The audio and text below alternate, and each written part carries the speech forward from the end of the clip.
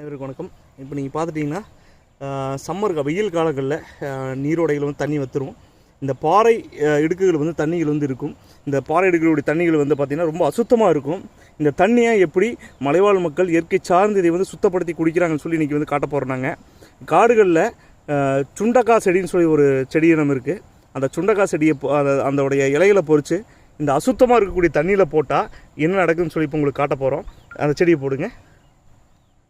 இந்த செடியை போட்ட உடனேயே இந்த அசுத்தமான தண்ணியில் இருக்கக்கூடிய அந்த குப்பைகள் எல்லாமே விலகி போய் இந்த தண்ணி வந்து சுத்தமான தண்ணியாக இந்த செடி மூலிமா மாற்றப்படுது. இங்கே காடுகளை சார்ந்து இயற்கை சார்ந்து வாழக்கூடிய மக்கள் காடுகளில் தண்ணி வெயில் காலங்களில் தண்ணி இப்படி தான் சுத்தப்படுத்தி குடிக்கிறாங்க. அதுக்கு ஒரு எக்ஸாம்பிள் தான் அது. இந்த செடியினுடைய இலையை போட்ட உடனேயே இந்த தண்ணியில் இருக்கக்கூடிய குப்பையெல்லாம் விலகி போய் இது சுத்தமான தண்ணியாக மாறிடுச்சு. இப்போ இந்த தண்ணியை வந்து குடிக்கலாம். இதுதான் ஒரு இயற்கை சார்ந்து வாழக்கூடிய ஒரு கல்வி முறை.